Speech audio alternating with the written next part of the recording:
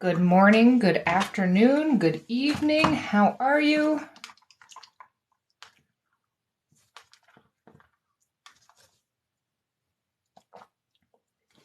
Where's everyone joining from today? We're going to be getting started with a live watercolor class soon. These usually take about an hour and 15 minutes or so. We paint a couple things today. We're going to be painting some fruit.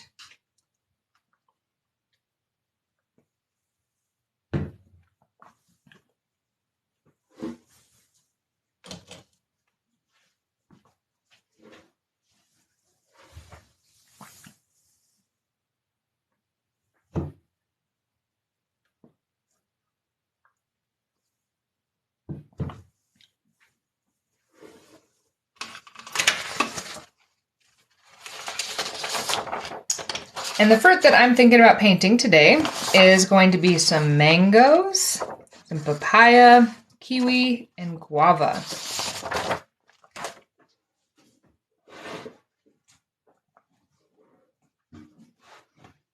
How's everyone's day going so far?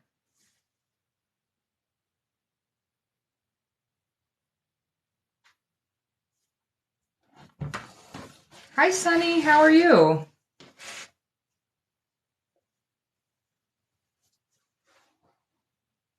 You're excited to paint? Me too. Me too.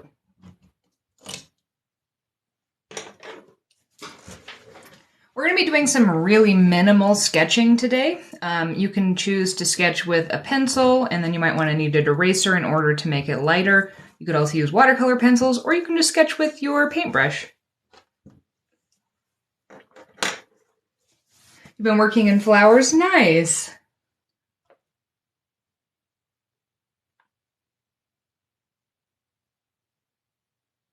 We got two Sunnies.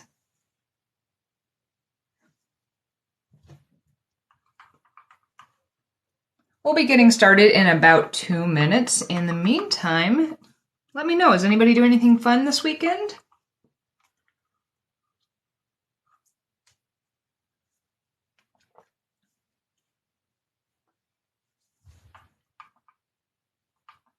Hello, hello. We're going to be keeping it low key here. We just got back from our first little vacation forever, and it's been super windy in Colorado, and we just had to put up the whole replacement section of our fence. Well, multiple sections, but so we're both kind of tired from that. Your birthday's in 2 days? Oh, exciting. And a food truck festival? Yum, that sounds good. Is there a food truck that you're specifically going to go for? Enjoying the day? Nice. I also did just stretch a huge canvas, so I'm going to be doing some painting this weekend, I think.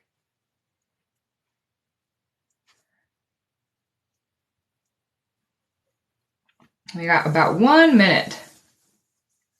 You going to an Easter party? Oh, well, I hope you have fun at the Easter party. Yeah, it's been so windy.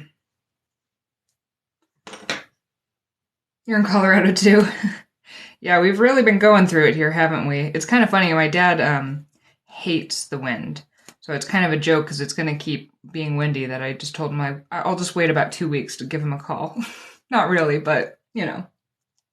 So the supplies for today's class, you're going to want to consider having something to sketch with. You're going to need a paintbrush. I'm using a size 12 round brush. You're going to need some paints. I'm going to be doing 2 compositions today, as I usually do. I've got this watercolor sketchbook here. This is actually this is a Viva sketchbook. And this is more like a hot press paper. So I kind of thought, it's been a while since we've played with the Viva color sheets, so I think we'll do one composition with these. And then the other one, and you can choose to do both, you can choose to do one, whatever you want to do. But the other one, I'm going to be using my set. You can use whatever colors you have. It'll be totally fine. And I have some 100% cotton paper here that is cold press for my second one. So let's actually start to prep. This one I don't really need to do much to. I can leave it as it is, or I can tape it off. This one I definitely need to tape down. And following up on my video from yesterday, let's actually try taping this down with Scotch tape. So let's see. The one downfall with Scotch tape is that it does roll onto itself more easily. Somebody did mention that I should fold over the edges, so I'm going to try to do that. Oh no, now it's stuck to me. So we're gonna test this out. This is one of the things I tested out the other day, and it worked better than I expected. We'll see if it stays stuck down though, because I did tape it off in the middle. So, whoop.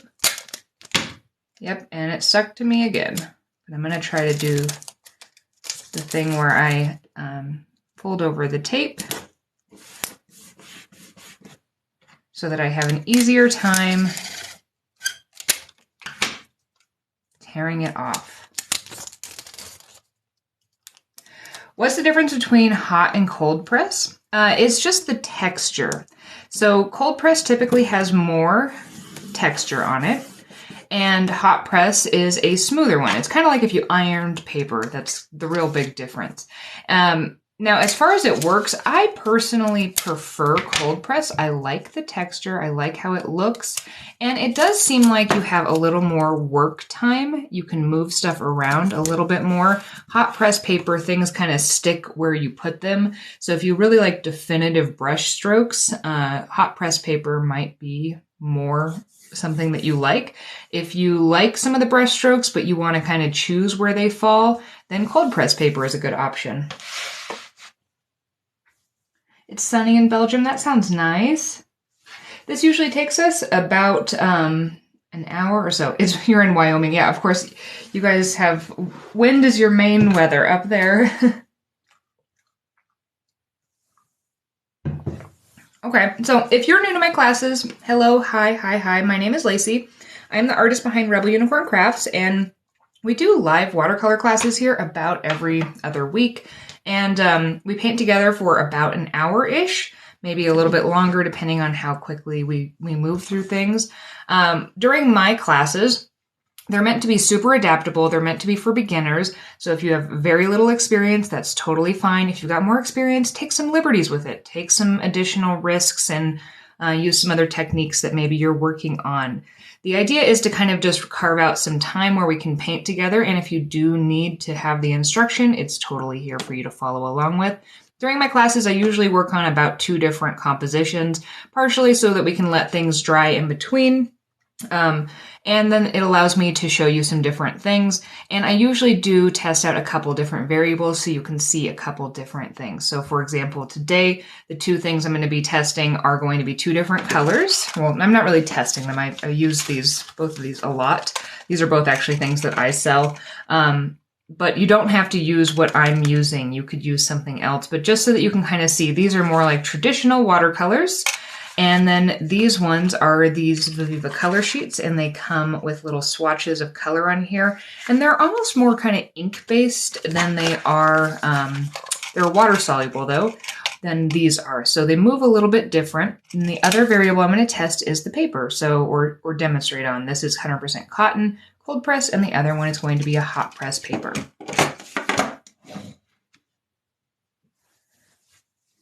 So yeah, for those of you who are new, my channel sometimes has been heavily dedicated to tape. I usually just use a washi tape or a normal masking tape, and that's personally what I prefer, but I have tested painter's tape, frog tape, delicate tape, drafting tape, different types of washi. I've tested pretty much any tape you can possibly think of. But this was my newest test, and I was pleasantly surprised with the results. So that's why I kind of want to test it in a fuller scale. I only really did a little swatch of it the last time. All right, so I'm going to let you guys vote. These are going to be the types of fruit that we're going to be painting today. I kind of want to play with some of the cross sections of the papayas because I have an idea for how to do the seeds in a fun way. On my trip, I ate a lot of guava, which is one of my favorite things. So I thought we could do a fun guava, which kind of looks like a pear, but has a slightly different inside part to it. We're going to be doing some kiwi because they are in season, and some mangoes because they are also quite delicious right now. If I were to show you all these photos, I will tell you kind of the easiest ones to start with. We might even throw in some limes and things like that just to fill in some space, depending on how our composition comes together. And I will definitely talk through all of that. If we are actually looking at these fruits, the most simple thing to do if we want to start easy is to actually start with kind of the whole fruit. So like the mango or the guava type shape, or even if we did a whole round kiwi kind of a thing. Now we can get a little more complicated by doing some of the cross sections. They're about a step and a half up from the outside of the fruit. And if we wanted to get real complicated today, this is going to require a lot more sketching and things like that. And layering, we can go ahead and do some of these cross sections of the mangoes where they are cut in this crisscross pattern, which is my favorite way to eat the mangoes. I want to let you guys have a little bit of time to kind of review and think about this. Let me know in the comments, 1, what fruit do you want to start with? And 2, do you want to dive into something harder like this, or do you want to just focus more on the whole fruit and the cross sections? What kind of challenge are you guys looking for today? These ones, I have had quite a bit of success painting these in the past. I don't have any of my examples with me, but they also do have a pretty big chance of not working. All right, let me check on the comments real quick.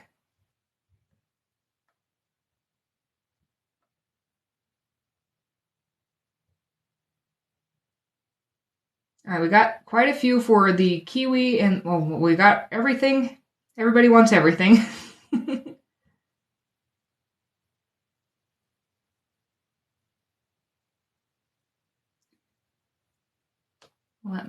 I'm trying to look here. I got a couple votes for the cross sections. Let's start with the whole and the cross sections. If we end up having an extra amount of time at the end, we will start to tackle this one here. This is one that it's really going to be kind of about patience, and it's going to be about precision. These are beautiful. They are not as fun to paint though, because we don't get to be quite as loosey-goosey with them. So let's start with, I'm going to start with my set of watercolors. So these are the more traditional watercolors. We'll start with a few different pieces of fruit, just using these.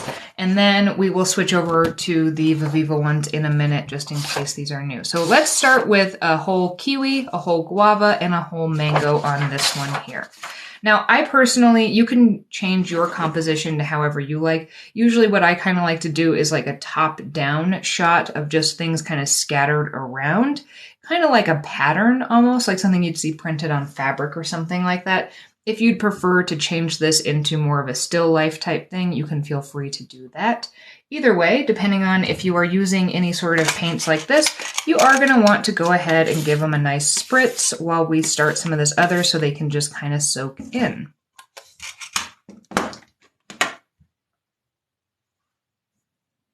The papaya could be interesting. I have some ideas on how not to make it where the comments get super interesting. And it's actually going to involve a pipette. Okay, so first, let's start with our most basic shape, which is going to be a kiwi. And you can even kind of see from this cross section, this is in essence the shape of a kiwi. We just want a big oval that's a little bit less rounded on the side, so a little more squared off. So let's start with a kiwi here, and I'm just going to take my pencil. I'm just going to kind of sketch this little oval here. It does not need to be perfect. And let me just check to make sure. Okay, so when I am actually painting, this is about how light I would draw this, and then I would come in with a kneaded eraser, and I would pick up a little bit of that extra graphite so that you can barely see it here, but I can see it super duper well. Let me see if I can get my camera to focus primarily on that. I don't know why it's going to keep trying to focus on my hands instead. But During class, just so that you know, I'm going to be drawing a lot harder so that you guys can actually see what I'm doing here. And also, I don't really care. I don't mind if the pencil marks show through. It's totally fine with me. So I'm going to just go ahead and go over this with a little bit more pressure. So it's kind of like an oval, or you could even take a rectangle and then round off the caps of it.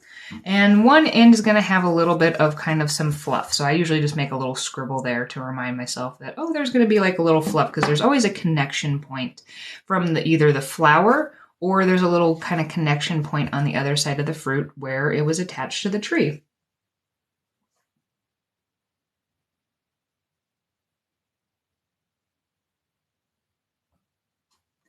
Now, next, let's do a mango. And mangoes are kind of an interesting oblong shape. I didn't actually get a very good picture of one of these, but if we look here, it's going to be a nice oval, but it's going to oval over to one side. It's going to come to kind of a teardrop shape, and it's going to be a little bit, it's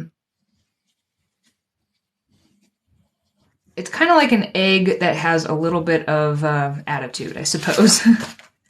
So let's do one here. And I'm just going to change the direction of this just because I want it to have a little bit more. So I'm going to start kind of with my general oval shape, and I'm going to make it kind of go over towards one side, make that little teardrop, and then it's going to come up, and that's about the shape of a mango. And again, it has that little connection point. So the way that I'm painting this is it's like a top-down view. So my light source is pretty much going to be straight from above. We can choose one light source if we want to make all of our shadows from one side. So let's actually do that in a second. Let me get my last whole piece of fruit in here, which is going to be this guava shape. And these can be more rounded, or they can kind of be this pear shape. There's a lot of types of guavas. I'm going to be doing more of this one. You can also, if you wanted to get real fun with it, sometimes guavas are this beautiful bright green color on the outside and they're pink on the inside. So you could also change the color you're going to put in there. But I'm going to do kind of a pear shape. So you're going to start off with a nice kind of circle.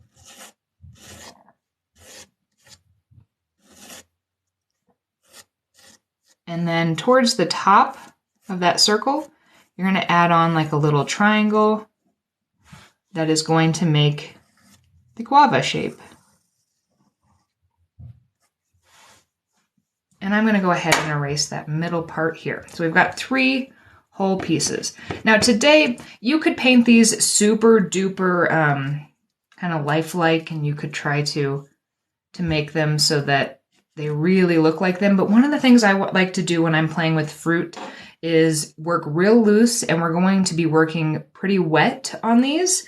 We're going to start with some wet on dry techniques, but then we're going to move more into some of the darker, the wet on wet techniques, because I kind of just like how they look when they're really fluid and fun and flowing. And this is a really good exercise for you to loosen up with watercolor and kind of experiment with, hey, maybe I don't need to make everything perfect and have every brushstroke be represented exactly how it is. Maybe I can let the watercolor do a lot of the work.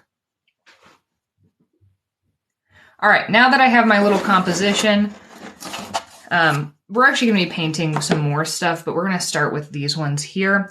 Let's choose our dark side.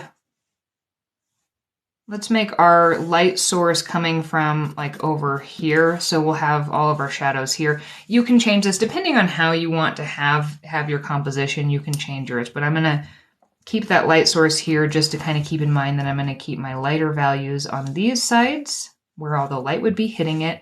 And on these sides is where I'm going to concentrate more of my colors and my darker colors to kind of indicate we want to have a little bit of roundness to these. And we also, if we want to have shadows, that's where we're going to place them, is on the opposite sides of the light source.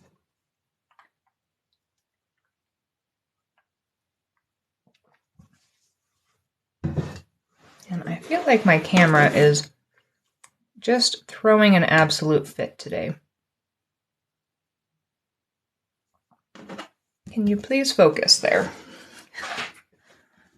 I apologize for my camera. It is not focusing. Hold on, let me see if there's anything I can fix here.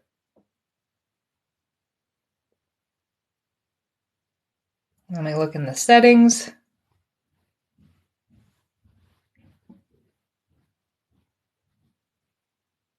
No.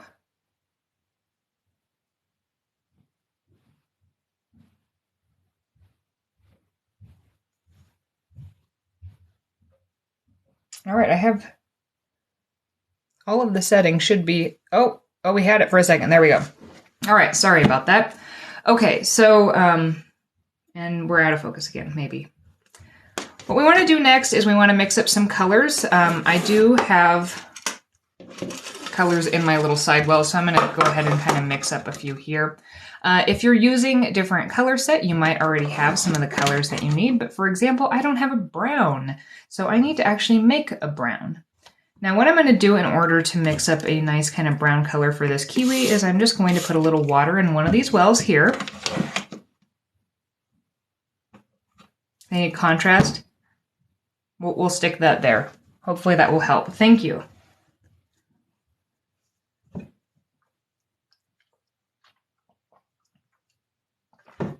Okay, so next up, what I'm going to do is, if you are using my palette here, you don't have a brown, but we can mix one up. So we're going to just start by doing that. One of the easiest ways to make browns is to use some of the complementary colors. And in this case, I'm going to mainly be focusing on this red, which is candy apple on my palette, and then one of these greens or maybe both of these greens. So I'm just going to take a damp brush. I already pre-wet these colors. I'm just going to swirl that around in that water I added. Wash my brush off. I'm also going to grab a little tester strip of paper here so that we can check. And then let's go into that guacamole color here. And we'll just mix this in. And just give it a quick check, and you can already see it's quite a bit more brown. I'm going to add in a little bit of this bright green just to see what happens. It'll take us a little bit more over towards that brown side. That will be pretty nice. If I want to kind of deepen this color, I could bring in some purples or I could bring in some blues. Let's grab a little bit of purple.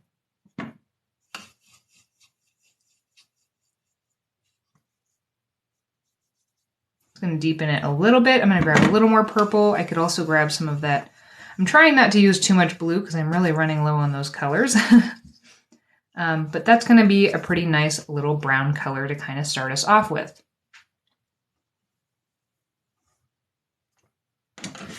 All right, so I've got my brown here. I also want to have my colors kind of on hand because I am going to be dipping into some of them as I go. So again, the light source is going to be on this side. Now the way I'm going to paint this is I'm going to do a pretty decent coat of this. I'm going to leave a little space kind of in this area where I'm not going to put this color. Instead I'm going to drop some water in there. And I'm going to be kind of encouraging some of these blooms to happen to create our highlights. And I might also drop in a couple other colors like some yellows and some other colors like that so that we can vary the kind of colors on here to give a little more interest. So I'm just going to take my brush, fill it up with that brown color, and I'm going to go around the edges, leaving kind of that space there initially.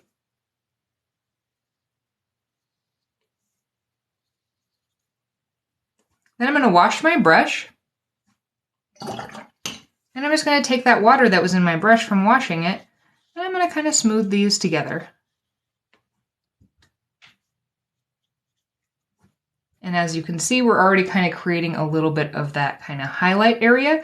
And while everything is still wet, this is where I want to kind of mess with this. So I think I'm going to grab a little bit of yellow in my brush, and I'm going to just drop that in a couple places. You don't have to. You can also come back in with some more of this brown and just drop that in. These are fuzzy little guys, so actually making sure there's quite a bit of texture in these is going to kind of help the illusion. And then I'm going to take some of that purple. We could use blue, we could use purple, whatever you like. And I'm going to kind of start working on tapping in. I'm just kind of tapping that into here. create that shadow. Maybe if it's a little bit too dark, I'm going to grab a little bit more of that brown color and just tap that in. And we're going to be getting a nice little shadow. We can bring that up a little bit on the edges. And we can always add a second layer, but I'm going to let mine kind of set here. I don't want too much standing water, so I am going to tap my brush off to dry it and just suck up a little bit of this to minimize the amount of backgrounds I get. I want some of them, but I don't want them to be really concentrated along this edge. So if I take away some of that water, that'll reduce the amount of backgrounds that happen. It's probably not going to completely stop it, but it'll reduce the amount. Yeah, it does kind of look like a potato, doesn't it? I mean, I like potatoes quite a lot.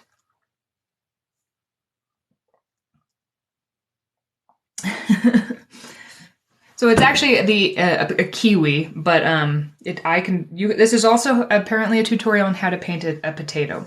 Now, one thing we can do in order to make this a little less potatoey is go ahead and kind of add that side fluff here to show that connection point, just to kind of show like, oh yeah, this is a fruit, not so much potato.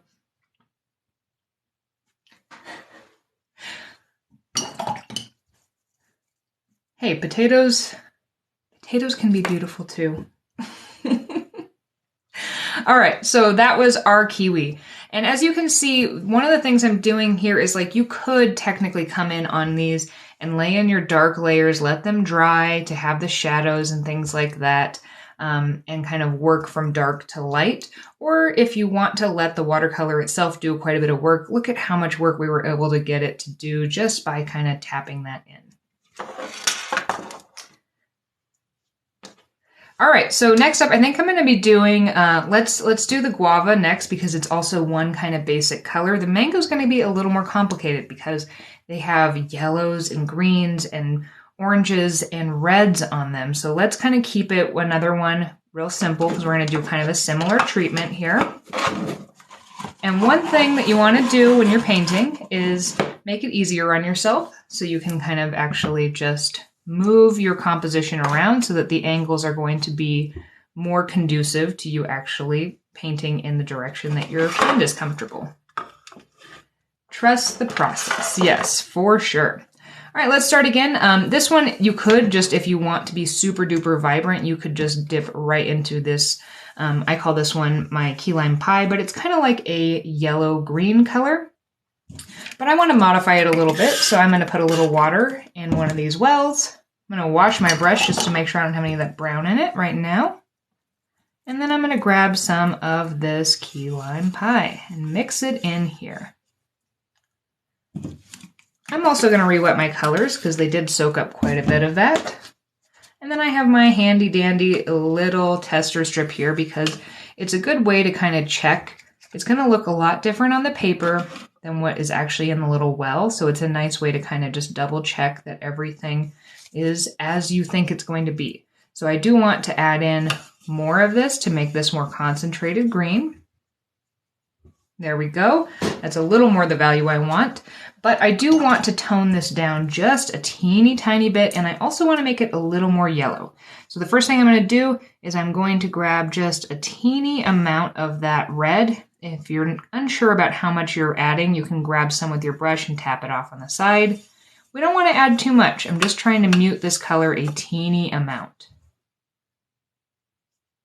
Maybe a little bit more. But it's better to kind of sneak up on this rather than go straight past it. That's a little more muted. That's a little closer to what I want. But I also want it to be a little more yellow, so I'm going to grab a little bit of yellow. Yeah, isn't it funny how sometimes little tiny details do make it look just a little bit more. All right, so I've got my basic color I want for my guava. I could go a little more blue. I could go a little more green. I'm going to actually be dipping into some of these directly to add some of those shadows. Remember, we're going to be adding most of our shadows on this side and our highlights. kind of over here. So let's start in the same way where we fill our brush up, and we're going to be painting most of this, leaving a little space on this edge. We don't want to leave the space completely on the edge because we want it to kind of look a little rounded, so the actual highlight's going to fall kind of here. It's going to be lighter on this side than that side, but we want the actual highlight to be along here. So just going to place this color in here. So we're starting wet on dry, but then we're keeping this area pretty wet that we're painting, and we're going to be kind of transitioning it to a wet on wet technique. So I left that area, I washed my brush, and now I just have some water in my brush, and I can just kind of come in here and fill in this area with some water in order to get a little bit of that highlight along here. If you didn't preserve enough of it, you can always come in and you can kind of lift some of that color out. And now let's add in some variation. So on some of these, I'm going to dip into this more kind of olivey green color. It's called Guacamole in my palette, and I'm just going to drop this in to give a little texture in a couple areas. If you get too much, you can always come in with your the main color you mixed up to kind of offset some of this. And these, they kind of have little segments to them, so if you want to, you can lift in certain areas. And then on this one, we could use more of that, if you wanted to keep all your shadows kind of the same color, you can definitely use more of that violet color, but instead I want to actually take some of this. This is Blueberry Muffin in my palette, and I'm going to kind of start to concentrate this along this side. I'm just tapping a little bit in here, and then I usually dip back into that initial color to soften. And I'm going to add in a little bit on some of these because these do have some interesting kind of textures here.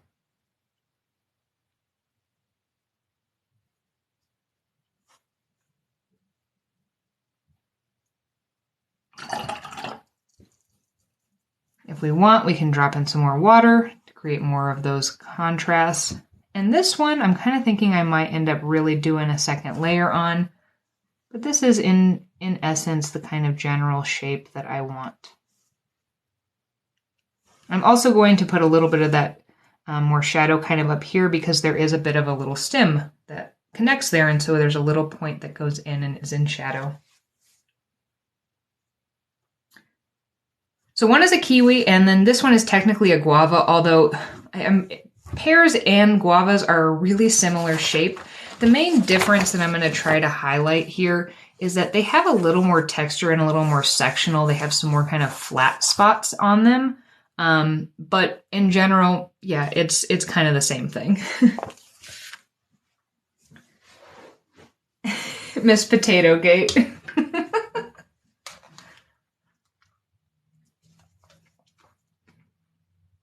But again, I kind of want to just take a second to look at, this is one of the things I love about using watercolor, is I did very little work, and look at how much kind of dimension you get from this. It's not perfect, but with that little amount of work and just a couple colors, you can really kind of see the general shape of it. All right. So the watercolors I'm currently using are the ones that I sell. These are the Unicorn Food Palette, but something like Koi would work great for today's class, or Winsor & Newton. Their colors are not quite as bright. I would maybe go for more something like a Koi if you didn't have access to something like what I have. All right, and finally, let's talk about the mango, because we want to be real free-flowing on this one because there are so many different colors, and you could choose.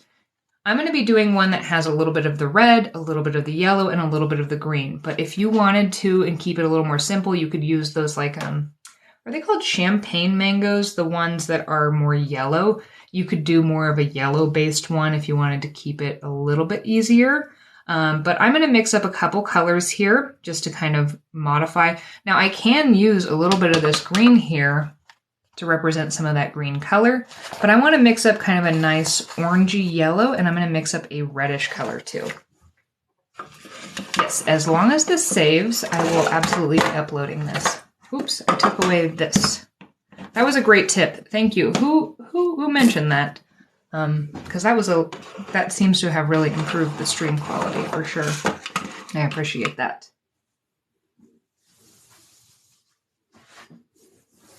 Yeah, isn't it fun? I love watching it kind of all mingle together. All right, next up, so I said I was going to mix up a nice orangey yellow and a nice reddish color. You're still giggling about Potato Gate. You know, maybe soon I'll have a whole class where we'll just paint potatoes. All right, so let's start off with our yellowy orange color. I'm going to take a little bit of this color. It's kind of a nice goldenrod yellow.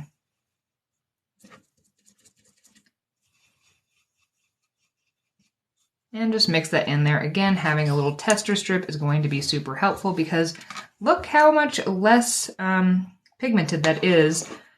Or there's less saturation of the pigment into that water than what it looks like in the little well. I save all of my watercolor scraps, and on some of my experiments I will just actually cut them up and then use the other sides, like you can see. This was an old experiment that I just cut up. And now I've got a little tester strip. Yours looks more like a potato than a kiwi.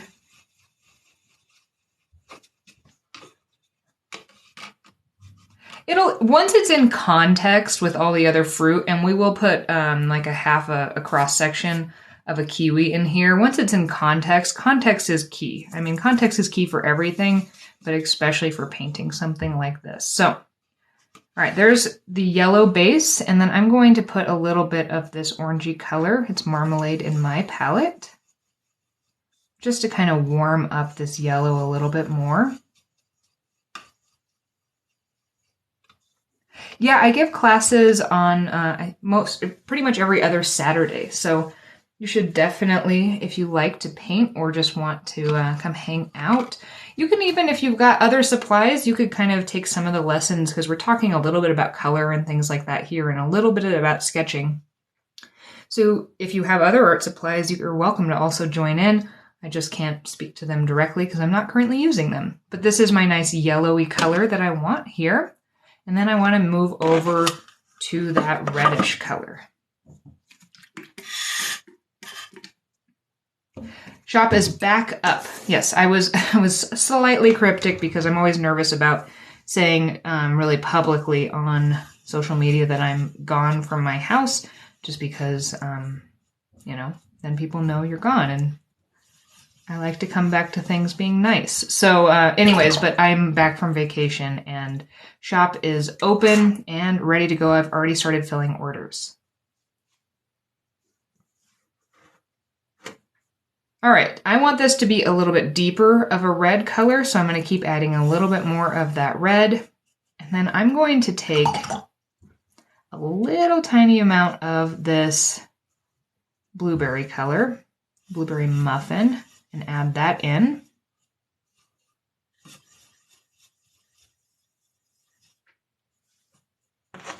And let's check. That's pretty nice, except for I want it to be a little more saturated. I also need to get another little tester strip.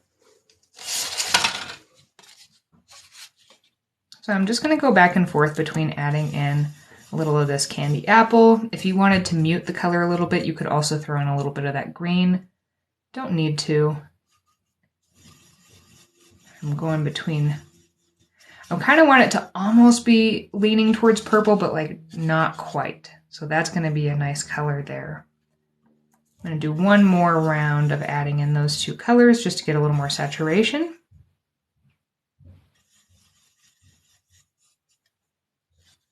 Just a little bit more. That's perfect.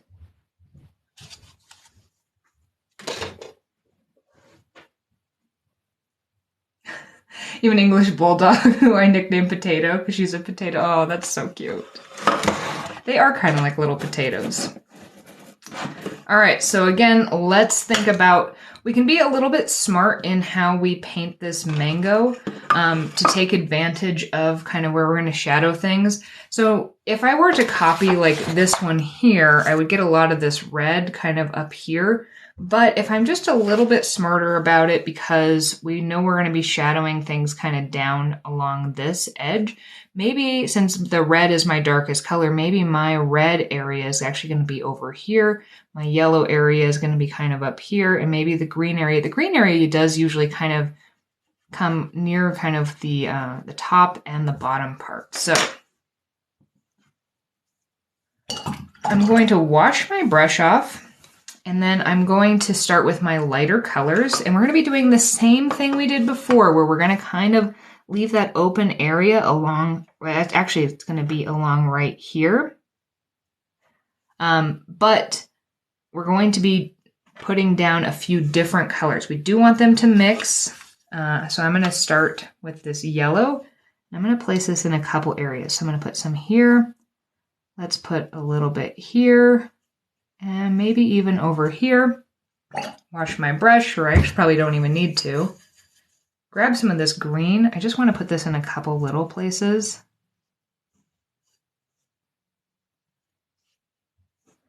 And let's grab a little bit of this red. Maybe there's a little bit down here. Maybe it kind of comes in here. And then I'm actually going to just take this yellow color, and I'm going to fill in most of this area except for my like highlight area with this kind of, because this color is going to play nicely with both of the other two.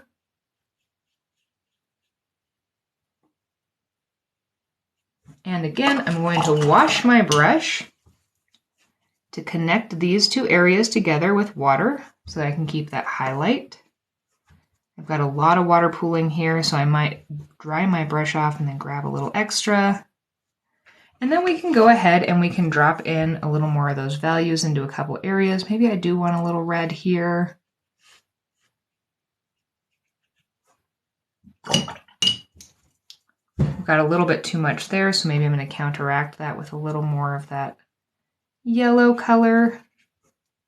And I feel like I need a little more green in there, so I can grab either this one, or I have a little bit of this, that guacamole or the olive green color. If I want it to be a little bit more concentrated, I can dip straight into these. Put a little bit of green in a couple areas. Just play with it. The other thing you should do is you might not want to try to mimic exactly what I'm doing in this, because your mango might give you some different options. It might be saying, no, I really want to be more red over here, depending on how things are kind of flowing together.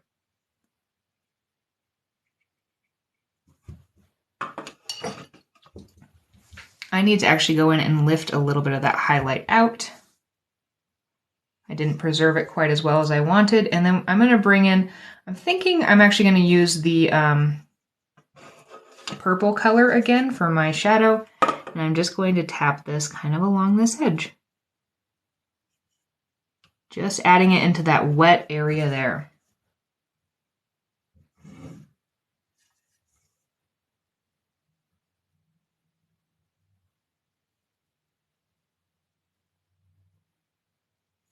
Tapping it in, and then in order to get it to blend a little better, I'm going to grab some of that red in and just drop that in kind of along where I dropped in that purple color.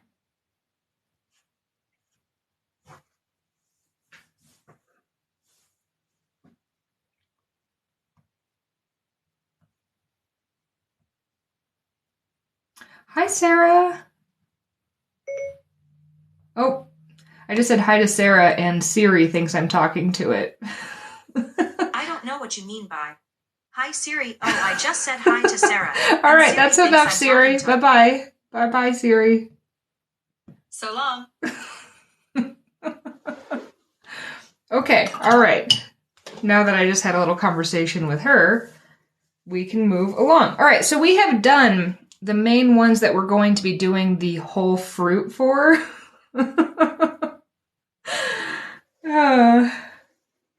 You want to do a watercolor fruit bowl? Ooh, yes. That's not dumb at all. That's really cool. So these are our main pieces of fruit here. We could definitely come back in and do extra layers, but I actually kind of like how mine look, and I think we should spend the time doing some cross sections in order to kind of put these into the context where they're not just going to look like random oblong shapes. The first thing we can do is take a little bit more of this brown color to kind of put them a little more in context. Let's add that little bud thing there just to kind of give it, this is its little nubbin. And we can add in the stem for this. Doesn't need to be perfect, but you can add in some sort of stem if you want to. And that will also just take it and kind of transform that a little bit.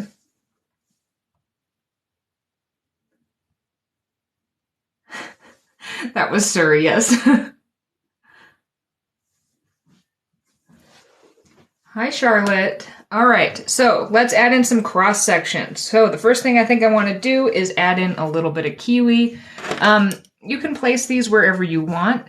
Maybe a kiwi would be nice to have kind of over here to put it close to that, but it could also be over here. What we want to look at is maybe balancing some of the colors. So if I put the kiwi over here, this might be a nice place to put it, partially because it's close to this, but also because it'll kind of balance out some of the colors here. So because we're going to have similar colors. And in order to do a cross section, we just want to start with kind of an oval. Now mine is actually going to go a little bit off the side of the canvas just because I want to kind of have this spilling over the edge. So I'm going to make a bit of an oval here. So if it were to complete, it would be kind of this area, but I'm going to keep it like that.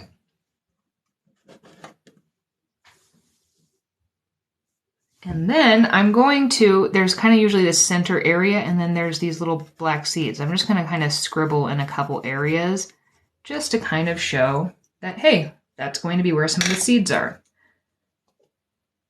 Then let's sketch in the cross section of the guava, which I think we're pretty much going to just have enough space to do like a cross section of the kiwi, maybe a couple of the kiwi and the guava. I don't know if we'll do a cross section of the mango. We can. If we did just a plain cross section without it being dissected, it would be a very flat, just nice golden color. So I don't really know if I need to show you that because we wouldn't really do much of anything to it. Again, my view is going to be top down.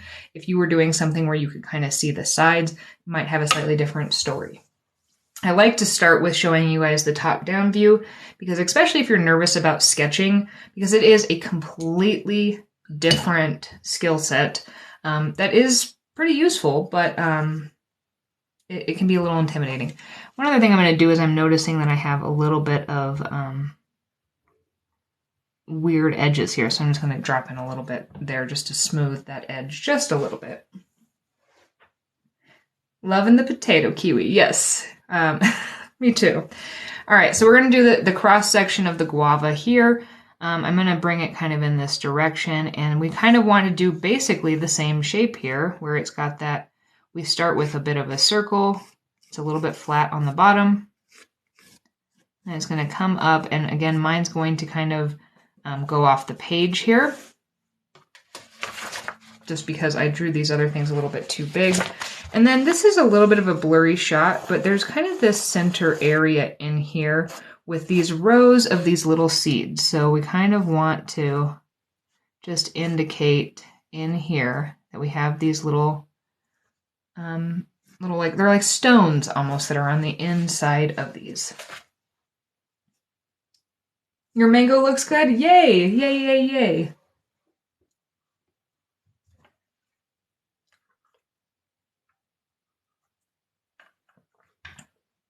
Okay, so we can add in more. Maybe I'll do another little section here where that guava is going to kind of be.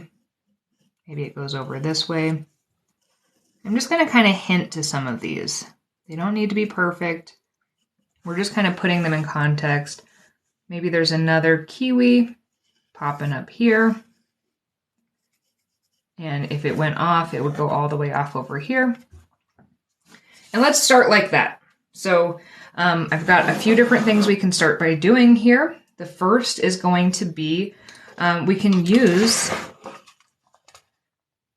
modify this color. This is the guava color we used, or we can mix up our own. Let's mix up our own kiwi color because it is a really similar color, but there are maybe a little more blue undertones inside of a kiwi, just a little bit.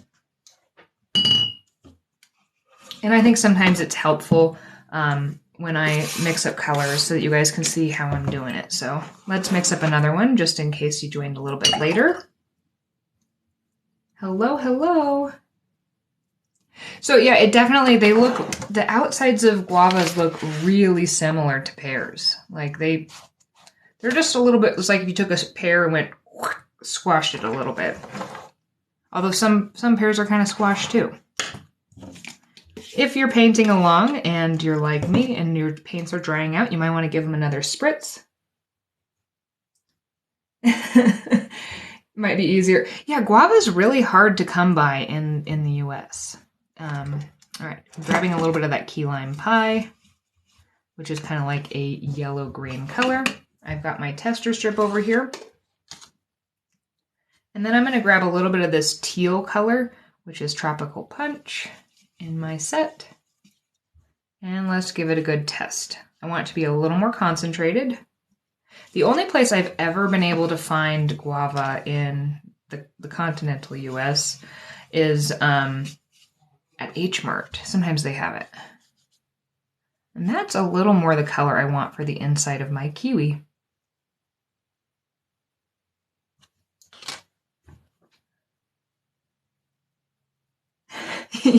You're making tea instead of painting. Cut yourself being very careful with the way you're spreading the soft cheese. That can be a painting in itself. All right, so I want to take this color and I want to coat all of this except for that center part. And rather than softening it together to get the highlight, I'm actually just going to not paint the very center of these, because if we actually look at a kiwi, that center part is pretty much a white color. I mean, it's a little bit yellowy. We can go in and we can add in some other colors if we want, but I want to have a little more control. So I'm going to deliberately avoid the center oval of the kiwi, but it doesn't need to be perfect because they are not perfect shapes. Your dad grows guavas in Los Angeles? Yum. Yum, yum, yum. So I'm just going to kind of mark out where I don't want this, and then I'm going to fill in the rest of the shape.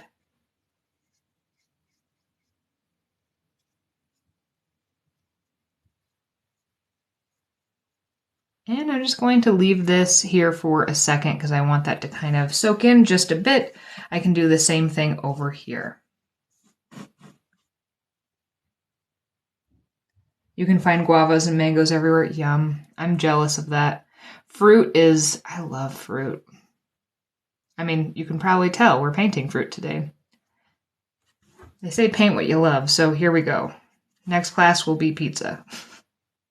Not really, but that could be fun to paint.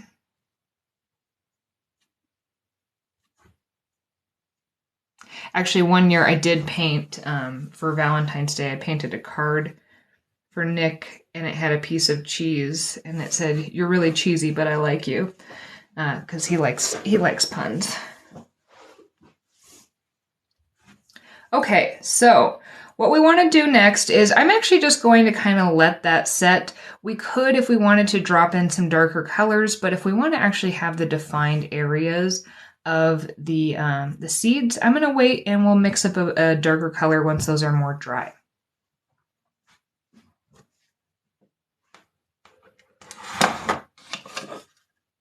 Now the inside of our guavas, which you could do a pink one. I've never seen a pink one in person. I've only ever had this color where it's like a nice kind of yellowish whitish color on the inside with a little hint of green.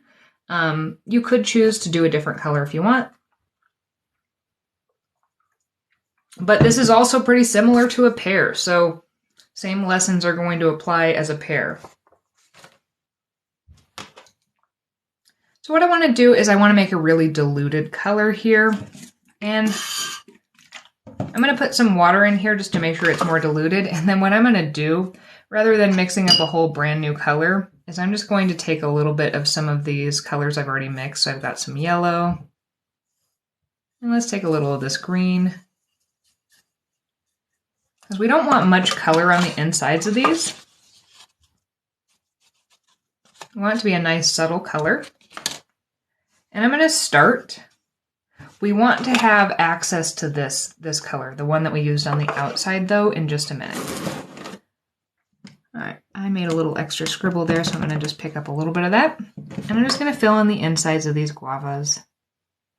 If you're really struggling, now I didn't do this intentionally. I just kind of ran out of space. I didn't think about the composition. I was doing it just kind of as we go.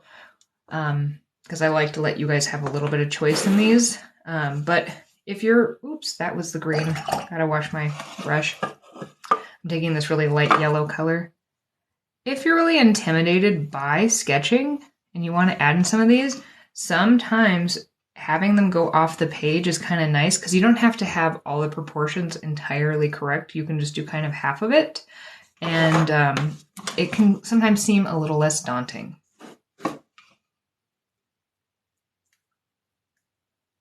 A diluted color. Yeah. Diluted with a T. They sound very similar. Yes, exactly. They are firmer. They're like I think that's part of the reason why I like guavas. I like the feeling.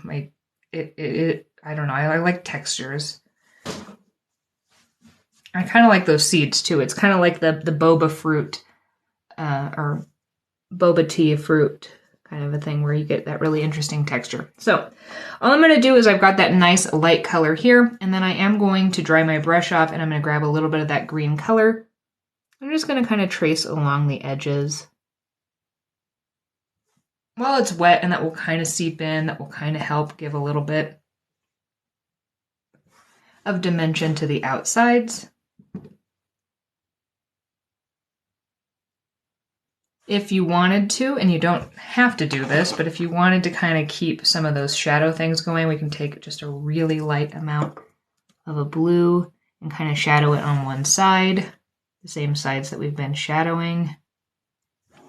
And that might help give it a little more texture too.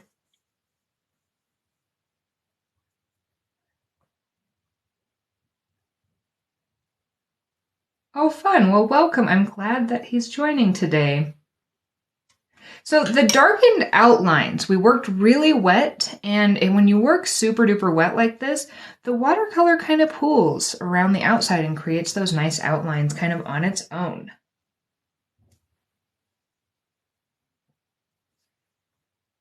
That's totally fine. Feel free to ask questions kind of as we're going along here. I know not everybody joins at the exact same time, and also like that we didn't talk about necessarily. Okay. Now the other thing I'm going to do here is just to darken some of those inside areas to kind of show that they have some recesses.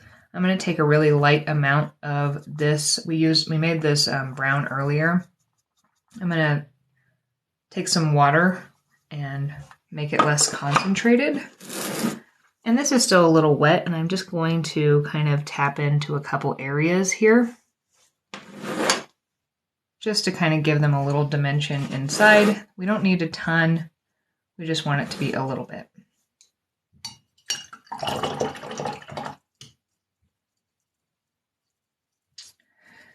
For the kiwi, I just did not paint in there. So we have not yet added in our seeds, which is going to be one of the next things that we're going to work on. We need to mix up a dark color. You're going to want basically a black. If you do not have my set of watercolors, you might have a black. If you have my set, you're like, I don't have a black. Don't worry, we can mix that color. So I'm going to mix it up. I want it to be concentrated. I'm just going to mix it up right here. My favorite way to make a black using my set is to take a little bit, or to take some of this. This is the blue raspberry color. I'm going to put some of that. It is kind of like a phthalo blue. It's a green leaning blue color. And then I'm going to take a little bit of this orange marmalade, which is kind of like a vermilion. It is a red leaning orange. And just using those two together, because they both have those tendencies to lean towards another color, it's kind of like mixing all the colors together, because we've got a little bit of yellow, obviously, because we have an orange, we have some red, and then we have the blue and the green and all that. So that's going to give me a nice kind of black color. Mine are mainly dry. You want it to be pretty much dry. It doesn't have to be like 100% set. But for the inside of the kiwi, what we are going to do is just take our brush, and this might be a good time to think about moving this around, but we're just going to kind of make these little marks. And I recommend, oops, I'm stuck on something. Let's move this. Moving with kind of the shape, and I'm going to leave some of these, this first layer, I'm not going to completely fill it in because we're going to come in with a couple layers. They actually kind of like layer on top of each other.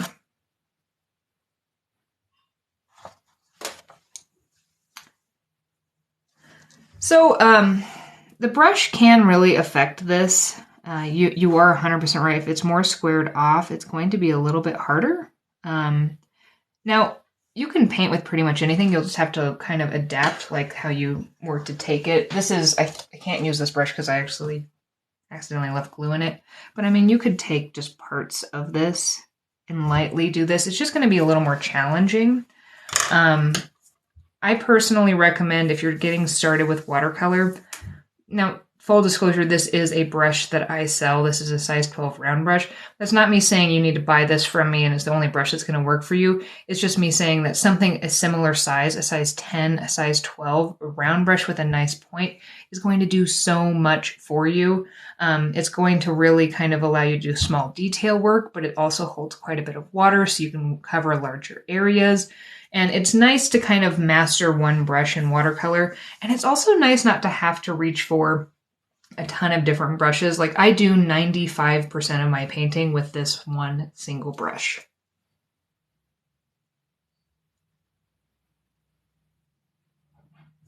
Yes, so watercolor, okay. So there are a couple things depending on your question. So the question is, do the colors you use on the test strip seem to have dried a slightly different color? There's a few factors in play here. One is that watercolor dries lighter than when you first put it on, so that's going to be a factor. The second is this is a different paper than the one I'm painting on.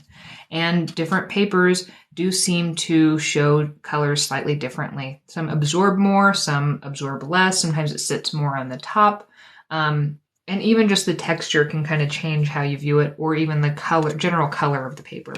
So yes. Okay, oh, I need to do the same thing here. We're adding in one little layer here of just some of those little seeds. I'm gonna leave them as they are because I'm gonna come back in a minute and layer some more on there when it's a little more dry. We can if we want to. You don't have to do this part, but I'm gonna take a little bit of this brown color that we used for the outside of the kiwi, and I am going to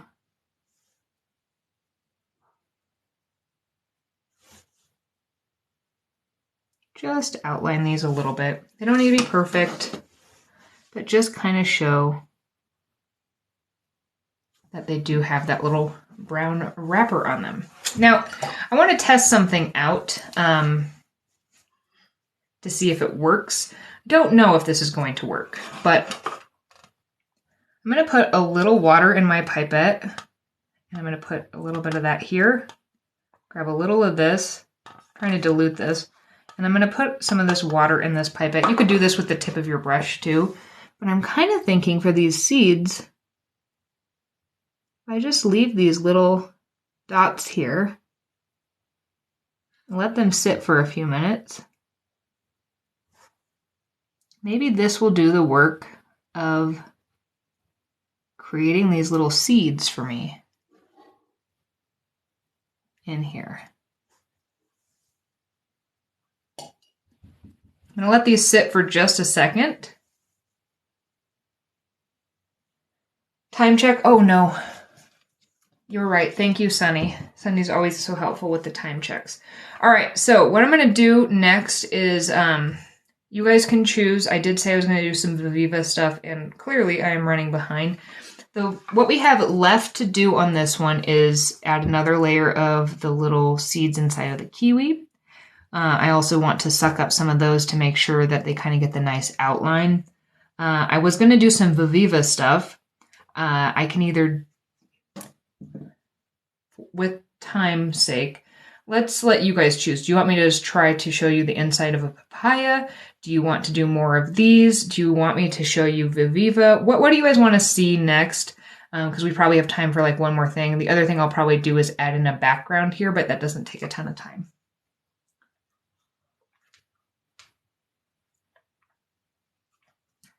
One vote for papaya. Let me know in the comments. In the meantime, all I'm going to do is just take this and kind of suck up some of this because it's going to take forever for that to dry.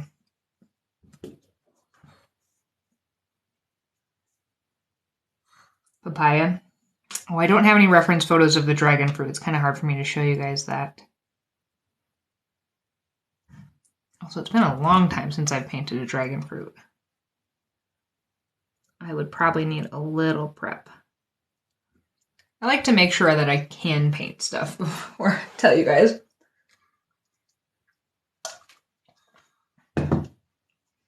Also, just so you know, I'm kind of thinking like a bright pink would be a nice background for this. I don't know. I'm going to set this one to the side, and let's do a papaya. Now, if we're going to do the papaya, because there were enough people voting for the papaya, do you want me to paint with the same paints I'm using, or do you want me to move over to the Viviva ones to show you? This is a hot press paper, so I could show you the difference between what my set does on the cold press versus on here, or this is a Viviva Color Sheets notebook. And so it's kind of made to be used with these, so I can definitely also do that, but I just want to know what you guys want to see. Viviva. We should do a fig sometime. I don't have all my stuff prepped. Usually what I like to do before class is print out some reference photos so I can at least kind of show you what our target is. Got 2 for Viviva, 1 vote for same paints. Anybody else want to chime in? What do you want to see the most? The Viviva ones are a little more like ink-based. They move a little differently. They also stain more, but they do have really vibrant colors. I got 2 for same paint. Sell my paint. Yeah, so to be fair, I do actually sell these on my site too. I do have some Viviva color sheets, but they just work really different, so it's kind of fun to show the differences. All right, I'm kind of thinking the Rebel one. All right, so we'll just keep doing that. You want to see the paint example? Sure. Maybe this will help you guys have a little more information. So here's a little tester strip. I will show you.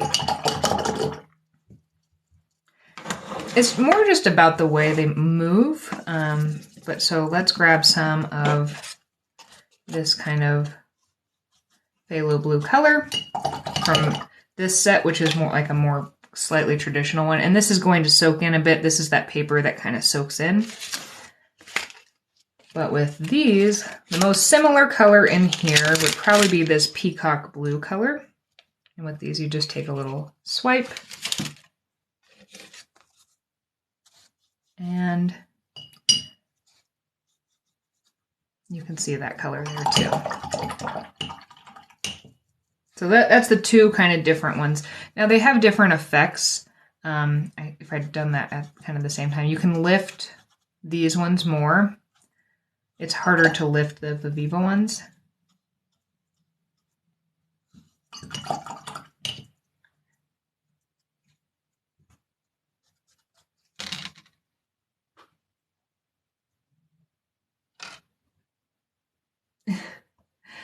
All right.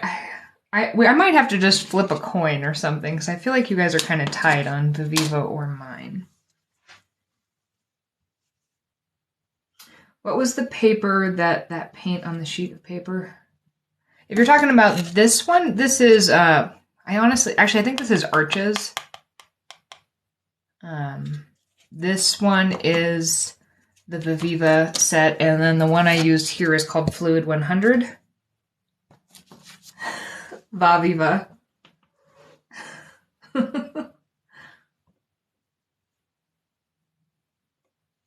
All right, we're gonna do the Viviva ones. Yeah, you guys can play with what you want, but let's take a look at the papaya. We're gonna do a cross section, and I think I wanna try to play with some of those little bubbles on the inside. So this is the general shape.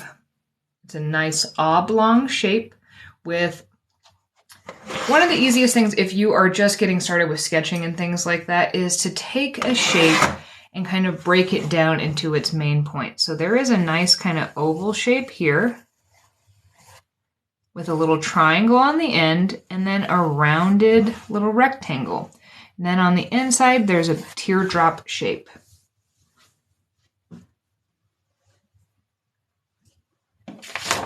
Yeah, Arches is pretty nice. I've actually been liking this other one that I've been using a little bit more than Arches recently, but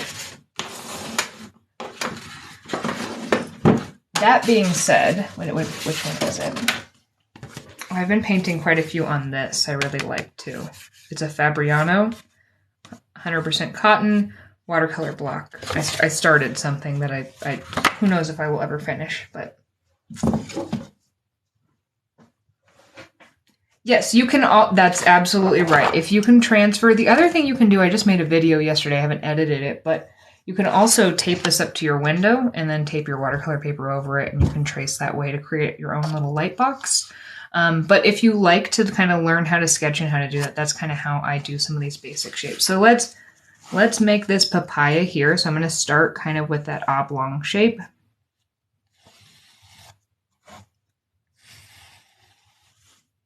And I'm going to kind of make that a little bit pointed at the bottom. Can you guys see how hard I'm sketching? I think so. And then this is going to come up here, kind of like this. Now, some papayas are a little bit wider and a little bit kind of shorter. Yeah, Arches is so expensive. Like, sometimes people ask me all the time what kinds of paper I recommend, and the real answer to that paper is whatever paper you're going to actually use. If you buy Arches and it's too precious for you to ever use and it's just going to sit on a shelf, then that's not the paper for you. It does have advantages, but you can paint really beautiful things on cheaper paper, and if you're actually going to paint, then go for that.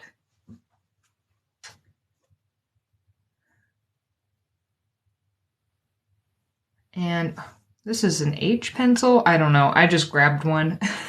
The pencils I'm using don't matter as much because I sketch pretty hard so that you guys can see. I would use the lightest pencil you have, and then I would also take a kneaded eraser and tap it off. And then it has kind of that inside stem, and there's going to be this teardrop shape inside. Now, when we look at the papaya, it has a little bit of a green skin, just barely, that we'll add at the very end. It has this nice yellow area, and then it has this beautiful kind of orangey reddish color. So let's mix up that orangey reddish color.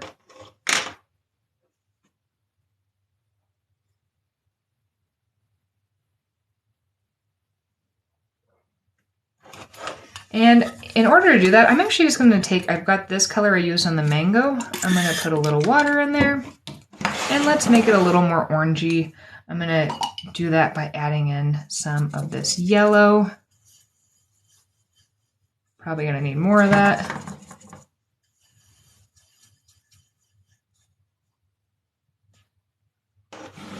Let's see, how do I keep all of this in context? I feel like sometimes that's the hardest part of these classes for me, is trying to figure out how to make sure everything is showing in frame.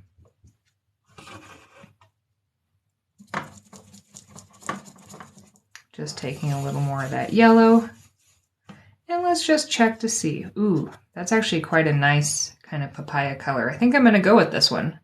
I could make this a little more pinky if I wanted to by adding in, let's add some of this one. This one's called watermelon sugar. Ooh, even just that little change. Love it, love it, love it.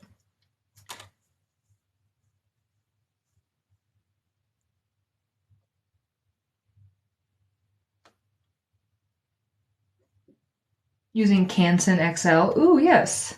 I actually use Canson all the time. It's not the best paper, but man, it's a nice price. It works pretty well. I do enjoy using that paper. And a lot of that is because, you know, I will actually use it because I don't feel bad about it because it's not that expensive. All right, so I'm going to be placing this kind of around in this area here. I might leave a little space around the edges. If I don't, if you go a little too close to the edges, it's okay. We can always kind of go outside of the lines. But I'm just going to fill this in. Now this is that more hot press paper. So you're going to see, look how you can see the brush strokes kind of as I leave them. They really do stay a little bit more where they are. Now one thing I'm going to do is kind of vary how much concentration I'm putting in here by occasionally just dipping into some water. I don't want this to be perfect because the inside of this is not, come on, let me grab it. It's not one solid color. So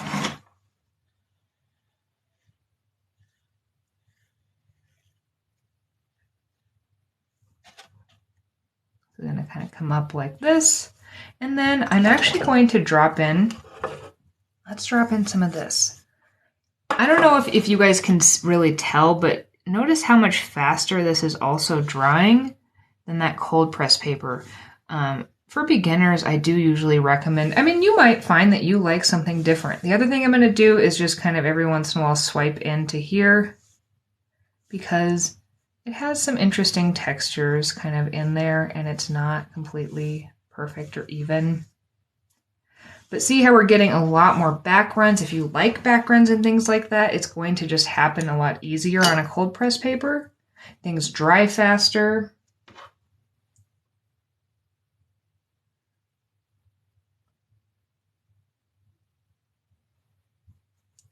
Yeah, I mean, okay, so there's a lot to unpack with watercolor paper. It really does come down to what you prefer. Now, I actually really like some of the backgrounds and things, and sometimes they're actually hard to get on an Arches paper because the timing is really different and you have a lot more time to work with stuff. And if you're impatient, you're not going to be able to get some of those same effects. It's really going to depend on what you like. And I'm just going to place this in here. You can see these backgrounds are really kind of interesting and a little bit different.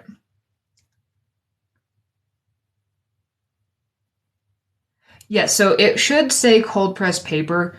It'll say cold or hot press. Like Arches has cold, hot, rough. I think they have one other one too. And it just has to do with how much texture is on the paper. All right, the next thing I'm going to do is, this has kind of dried enough for me to maybe venture into adding a little bit on the outside here of that yellow.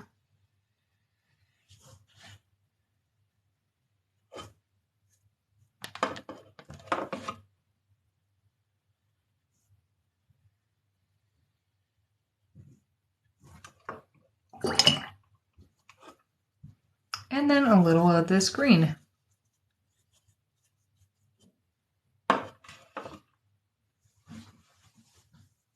Yeah, there are all sorts of tips for them for using Arches paper. And I'm just going to very lightly, actually I think I need this to dry a little bit more. Should have waited just a little bit more. But that's okay, it doesn't need to be perfect.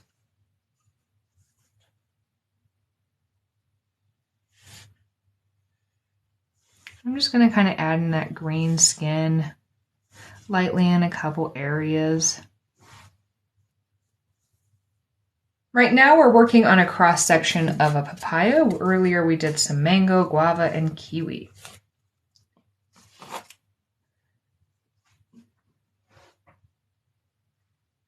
You miss taping down your paper for big washes, yeah. All right, I'm going to also take a really diluted amount of this green, and I'm just going to kind of hint to the top part of here. Doesn't need to be perfect. Nothing in watercolor needs to be perfect.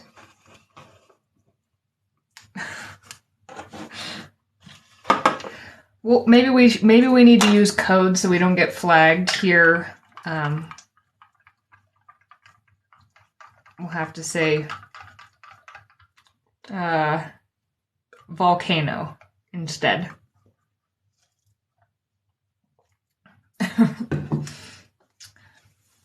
Yes, I'm sure most people have seen the video of eating papayas for sure.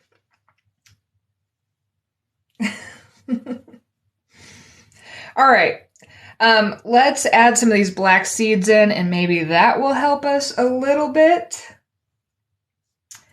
Yeah, it is natural. I don't want to put any sort of shame on it. I just also don't want to get any sort of a weird flag on TikTok, because I think if I get flagged for stuff, then it makes it so that I might not be able to go live. And I really like teaching you guys these classes, so I just want to be a little careful. All right, so I'm gonna mix up some of that darker color. I'm gonna start with some of, oh man, I don't have very much of this. This is blue raspberry. Yes, fruit, not anatomy. And then I'm gonna take some of this marmalade, which is gonna give us kind of that nice brownish. If you add more of the marmalade, it's more towards the brown. If you add more towards the blue side, it will go more towards the black.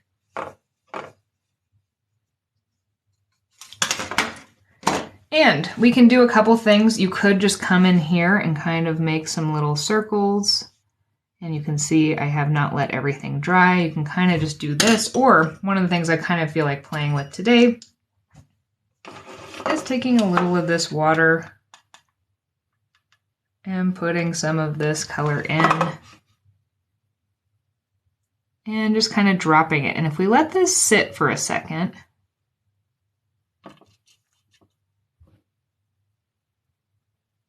these will kind of create outlines on these.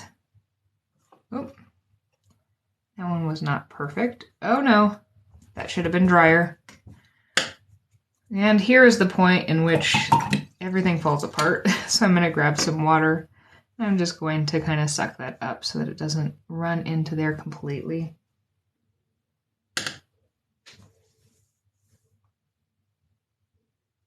Blue raspberry is the one for sure that I'm running out of really fast. So if we let this sit, and then let's just resuck this up, you could either take a paper towel or something, but if you wait for a few minutes, it does seem to kind of settle along the edges. This is probably a little bit too fast, but it can give us some nice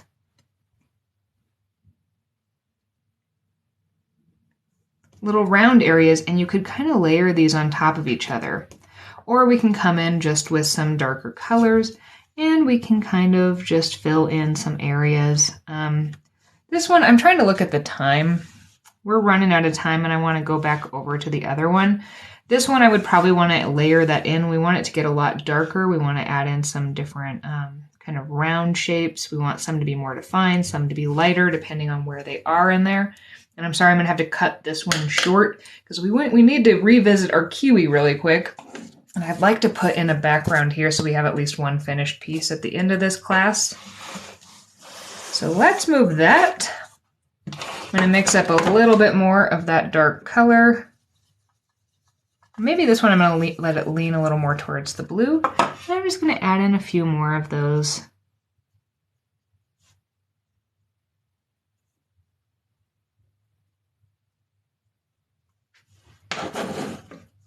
Just to kind of layer them on, because they are kind of layered all throughout.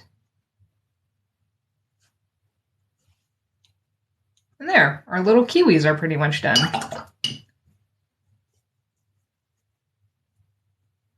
Okay, The last thing I want to do is add in a really nice bright color background. I'm thinking some pink is going to be nice for this. I'm actually just going to, there's not very much in this of any color, so I'm actually just going to use this. And I'm going to mix myself up a nice pink that I like. I'm going to take some of this watermelon sugar and a little bit of the bubblegum color. So grabbing some of this. I want it to be a really bright pink. Not quite like it's straight out of the pan, but I want it to be a nice, beautiful, saturated pink color. And I'm just going to be adding this into the background. Ooh, that might be kind of nice. Maybe a little bit more. Pinky purple. Okay, yeah, let's lean a little towards the purple.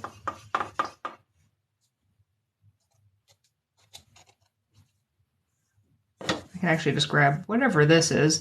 I think this is actually pink mixed with the blue raspberry color.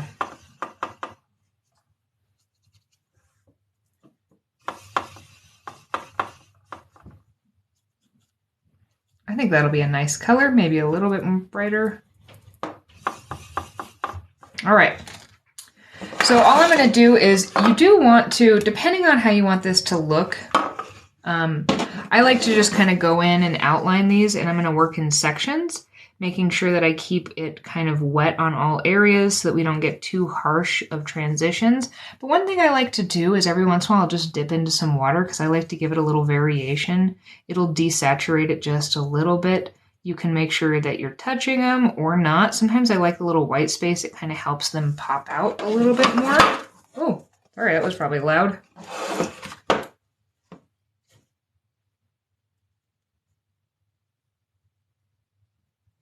And let's put a little more water in, desaturate, and then maybe grab some more of that pigment.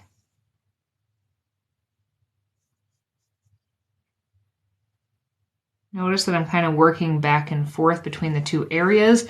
If you're going to touch things, you want to make sure, like if you're going to touch any of the fruit, you want to make sure it's dry, otherwise this background color is going to bleed into it.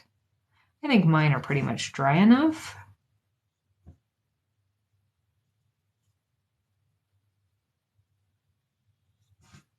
And I'm just going to fill this in. And then I want to take off that tape because I want to see how the edges look. Adding in a little water, just every once in a while. I think a blue background would have been nice with this too.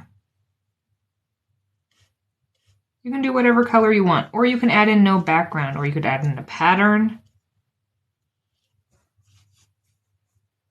You could add in splatters. This is totally up to you.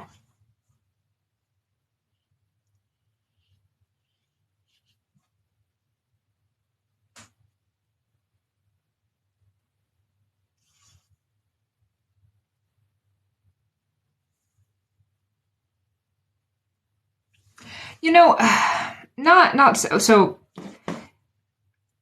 There's a question here about, am I conscious of the light source when doing the background? And for a lot of compositions, the answer is yes. For this, when it's this kind of top-down pattern, I would say no, because I'm kind of just trying to create like a mosaic piece. You could try to add in some darker colors along the edges where it is darker if you want to, or you could even make it lighter there if you wanted to kind of have some additional contrast. It's really going to be up to you. This is more just, I just like how this looks when it just has a color kind of surrounding it, and I don't find that it really matters for this style, but that's a personal preference. You might find something else depending on what you like.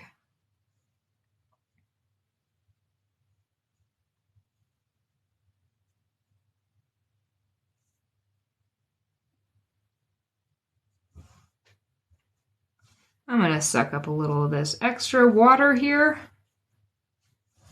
And then if I want to remove the tape from this, I am going to need to make sure this is nice and dry.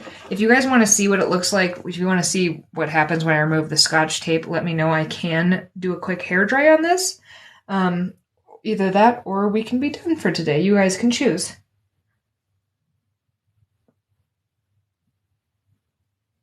Paints I'm using today are mine. These are the unicorn food palette that I had designed. Remove it? Okay, so for those of you who are sensitive to loud noises, I am about to use a hairdryer.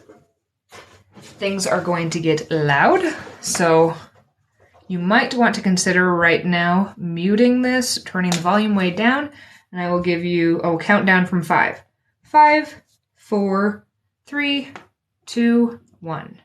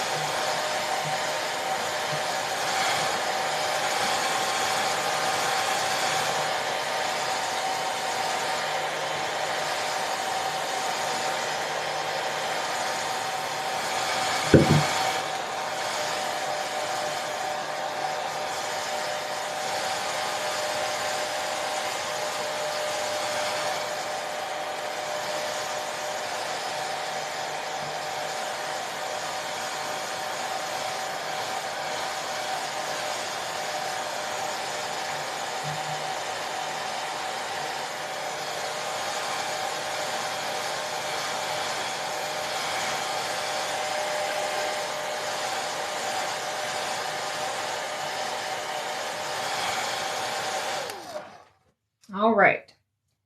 And it's pretty much dry. It's a tiny bit wet here, but that won't affect the sides. When you're taking off tape, no matter what tape you are taking off, you do want to make sure that it's nice and dry. When it's wet, the paper is a little bit more compromised, and so it's going to have a higher chance of ripping. Now, when I usually take tape off, I usually do heat it up, and it's a little heated up, obviously, because I just did that. But I'm not going to go along it with the hairdryer. The heat will release the adhesive, but I kind of want to just see what happens. I did get one super helpful tip on the video the other day to actually fold over one of the edges so I could find them better, and that so far has been helpful.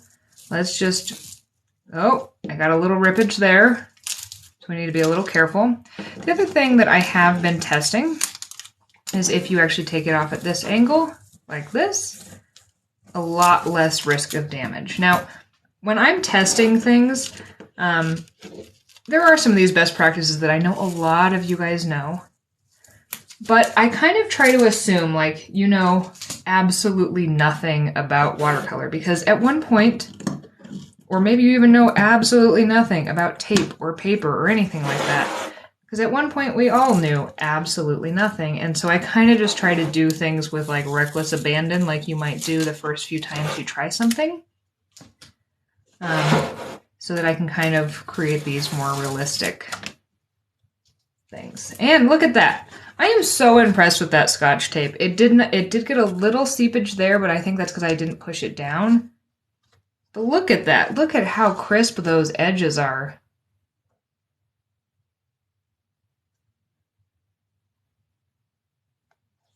Wow, wow, wow. Scotch tape. Who would have thought? Who would have thought?